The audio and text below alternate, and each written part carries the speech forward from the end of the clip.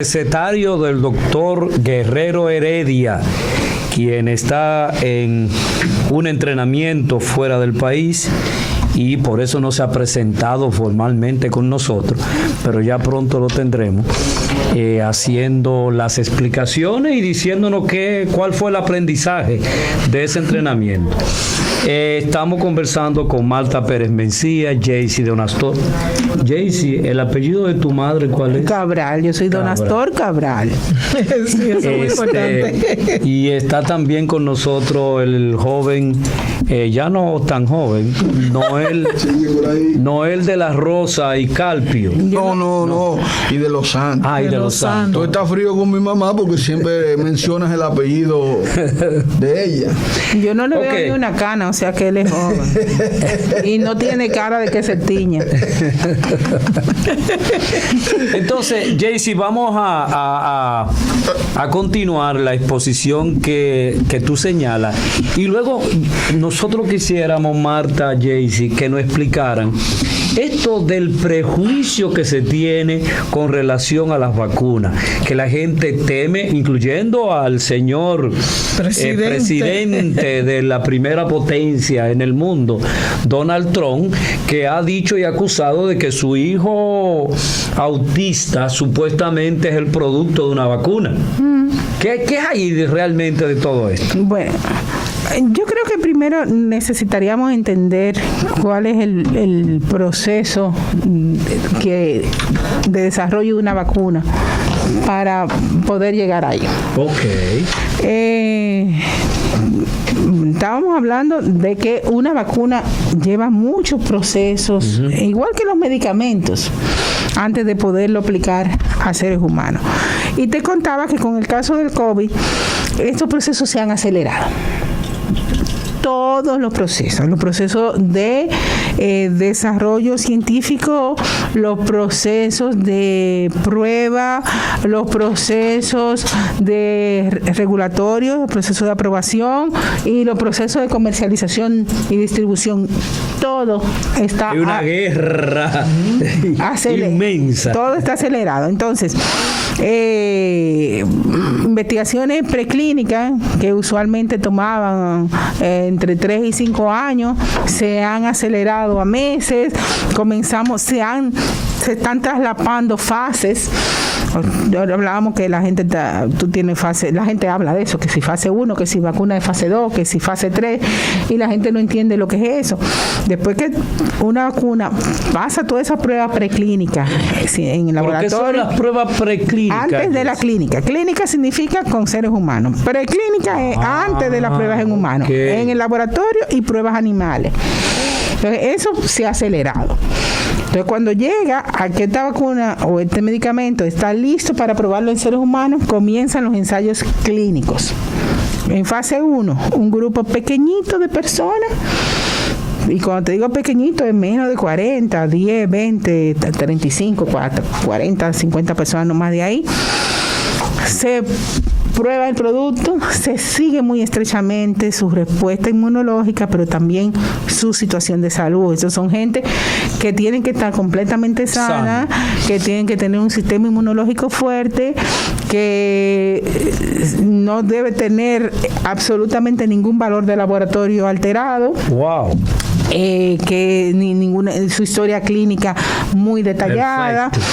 Entonces, esta gente se inscribe en ese estudio y se sigue muy cercanamente. ¿Ustedes han tenido esas experiencias, Marta? Sí. O sea, de buscar ese tipo de personas para experimentación. Nosotros hemos tenido estudios de fase 1, 2 ahí. Población general, personas. Porque usualmente los primeros estudios, los primeros voluntarios, usualmente se toman de las poblaciones de los países donde se están desarrollando esos productos. Pero luego que pasan la primera fase de evaluación, Marta hablaba ahorita de comités de ética, pero también hay comités de bioseguridad que revisan Y los también datos. hay lo que son los comités de asesoría comunitaria, o sea, gente de común y corriente que ve los protocolos y se asegura que lo que se esté haciendo y lo que se esté diciendo es lo que esté llegando a las personas. Entonces, O sea, que esto no es a lo loco. No, a lo loco. no. Entonces, el Comité de Bioseguridad lo que chequea los datos de seguridad. Exacto. Si ha habido alteraciones en los valores de laboratorio, si hay alguna respuesta. Y si hay que parar un producto, también lo paran. Algún evento adverso.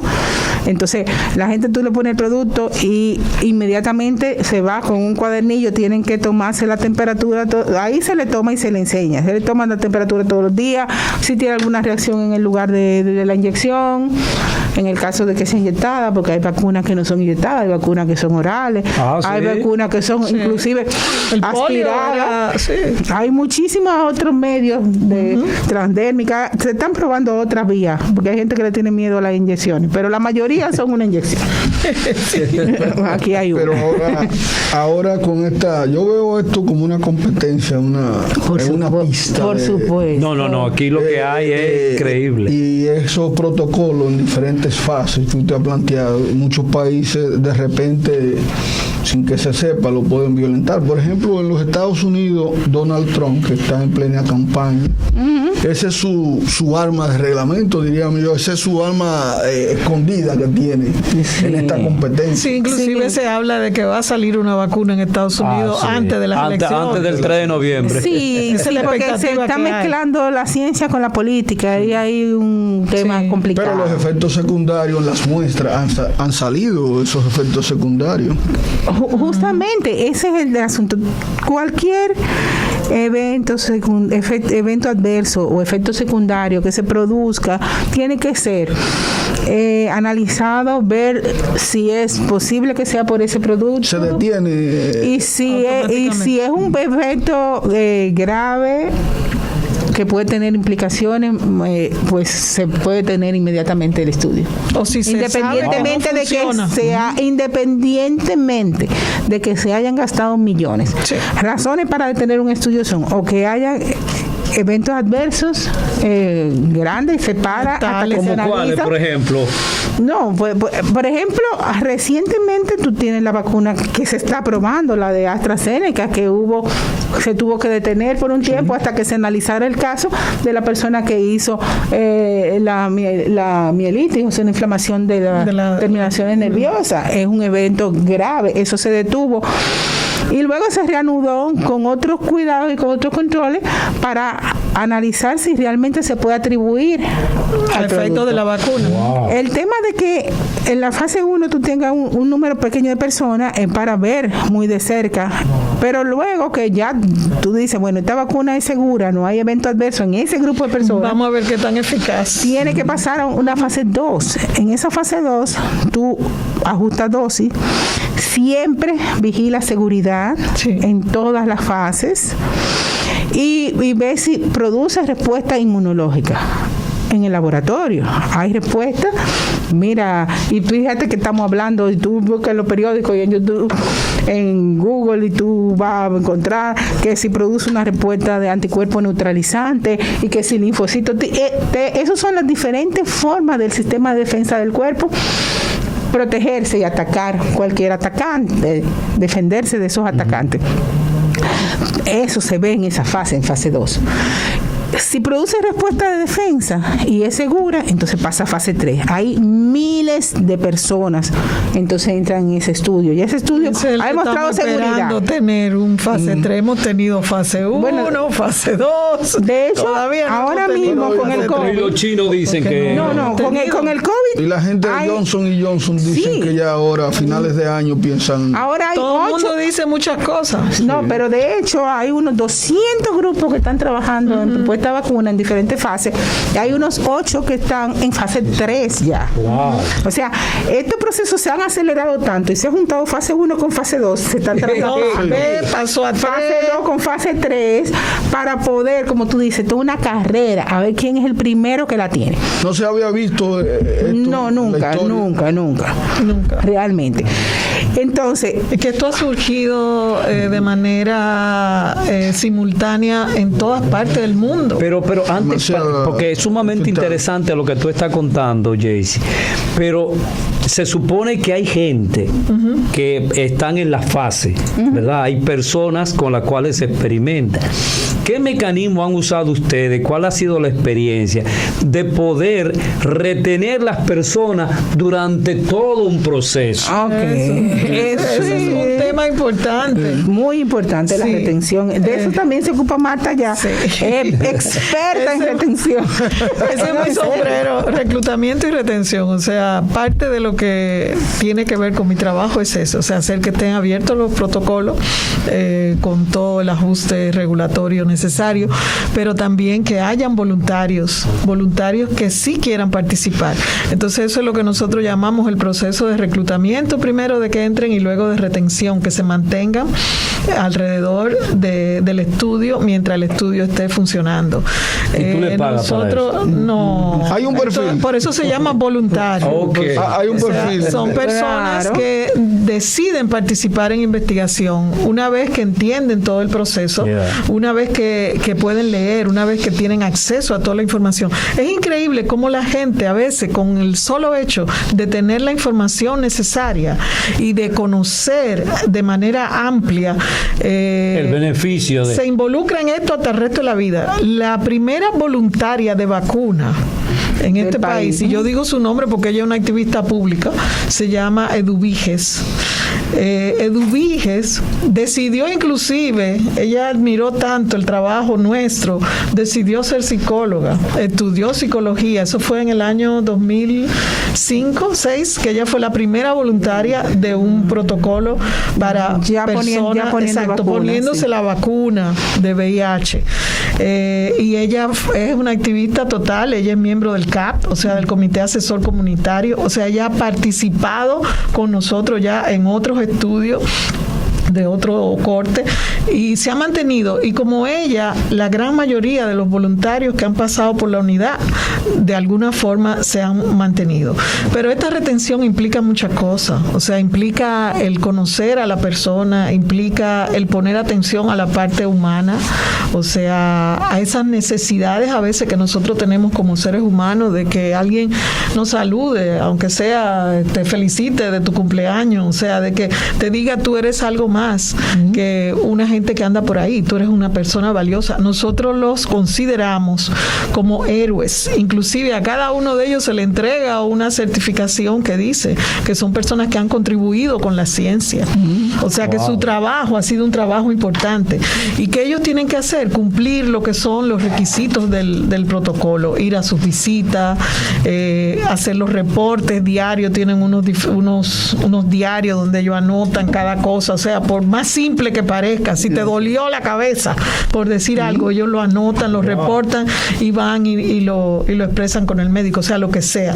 Me dio mucha risa porque hubo uno de los protocolos que uno de lo que se pide es que la persona no se embarace, porque el embarazo normalmente no es compatible con nada. Y hubo una de las personas que se embarazó. Era un estudio doble ciego. Sí. Bueno, y tuvo ya se había puesto la vacuna, ya había pasado el periodo, ya había pasado el periodo, pero la persona tuvo una criatura bellísima, se llama Jason, ella se lo puso Jason en honor a Jaycee, y salió con los ojos verdes marrones, y ella no era así. Entonces comenzaron todo el tema de que la vacuna producía ojos verdes. Lo interesante de esto es que cuando se abrió el estudio, porque era un estudio doble ciego, nadie sabía quién tenía vacuna, quién no. Resultó que ella no tenía vacuna, que lo que tenía era un placebo. Ahora, hay una pregunta que voy a aprovechar porque me la he hecho en muchas ocasiones. La vacuna ya pasó todas las fases. Tiene que acercarte al micrófono. Las fases. Sí, estoy evitando. Ya pasó todas las fases. Y de repente le aprueban a República Dominicana 2 millones. de vacuna. De vacuna. ¿Cómo se lleva el protocolo? Porque todo el mundo quiere... ¿A quién se la van a poner? Exacto. Exacto. Bueno, ok. Vamos como ya el destripador por parte. Yo corté tu discurso de ahorita para retomarlo de nuevo. No, perfecto. Y lo enganchamos ahora mismo. Tú tienes, pasó a fase 3, miles de personas. ¿Por qué tú tienes que seguir a miles de personas? Y evaluar seguridad. En esa fase 3 el énfasis es saber la eficacia. Funciona, produce respuestas de defensa, es segura, pero funciona. Entonces, miles de personas en su vida normal, una parte recibe la vacuna, otra no, tienen perfiles parecidos. Tú preguntabas, ¿hay un perfil? Sí, hay unos criterios de elegibilidad y criterios que incluyen inclusión y criterios de exclusión. Entonces, bueno, perfecto. La gente sigue su vida normal, viene a sus visitas y tú vas chequeando si se infectan más los que no recibieron la vacuna, que no saben que no la tienen, versus que creen que están vacunados, porque se le pone un placebo a un grupo. Se le hace el mismo placebo. Un placebo es una sustancia que no contiene el elemento activo que el símil del placebo es la pastillita de azúcar. Exacto. Y que también funciona porque existe, todos los medicamentos tienen efecto psicológico. Exacto, que se llama así, efecto placebo. Efecto placebo. Lo que hay que tomársela con fe. Con fe. Para que te funcione bien. Sí, se descubre mucha gente también que dicen que están enfermos y no le están. Bueno, entonces, pero en esa fase 3 igual se mide seguridad, porque de repente tú tienes un evento adverso que ocurre en una de cada 100,000 personas. Hasta que tú no se la pusiste a las 100,000 personas, no te descubre. Por eso, inclusive post comercialización, que es fase 4, se sigue midiendo seguridad, y por eso tú ves que hay medicamentos que están en el mercado y que después los retiran porque se encontró que producen tal o cual cosa.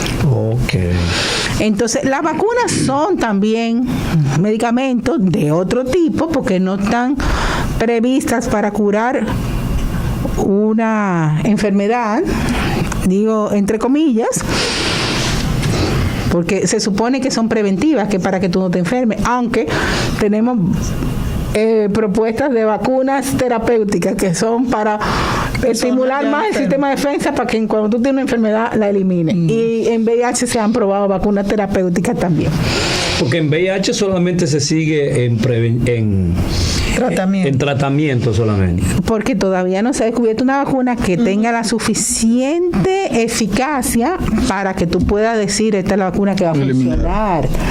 En el caso del COVID... Desde el 83. Sí, en el caso del COVID... Ahora mismo, cualquier vacuna, la primera vacuna que se encuentre, que va a ser un palo, probablemente no sea una vacuna que tenga una altísima eficacia. ¿Cómo es? O sea, pero repite aún esa. una vacuna que tenga una eficacia moderada, que te proteja al 60, al 70% de las personas, es mejor que nada. Claro. Poco a poco se van a ir perfeccionando. Toda la gente que entre en un estudio de vacuna ahora con esta prisa va a tener que ser seguida por mucho tiempo también para ver si no produce efectos secundarios. Y ahí engancho con tu pregunta. ¿Las vacunas pueden producir efectos secundarios? Por supuesto que sí, igual que cualquier medicamento. Y a veces no es ni siquiera el producto de la vacuna. ¿Qué es un efecto secundario? O un evento adverso. Es algo de que cabeza, náuseas, vómitos. hay muchos tipos de efectos secundarios. Cualquier alteración en tu organismo que tú no estás buscando es un efecto secundario. Jaycee, recuerda, mucha gente a veces en los estudios de vacuna, porque uno le explica todo lo que puede tener, llamaban y decían, miren, pero yo no he tenido fiebre, no me ha dolido la cabeza, yo no he tenido o sea, que ellos estaban esperando. Le dijimos, efecto secundario. Si tú lees una botellita de donde vienen las aspirinas, tú no te la tomas. Tú no te la tomas. La cantidad de efectos secundarios que dice que te puede dar una aspirina es increíble. O sea, pero tú tienes que escribirlo. Entonces, todo eso que está escrito, nosotros tenemos que decirlo a la persona en un estudio. Sí. Normalmente los doctores te hacen tu receta y tú te la tomas confiado en el doctor, pero en investigación no. En investigación tú tienes que explicar cada uno de esos efectos. Entonces la gente se quedaba esperando muchas veces, pero no me ha dado esto.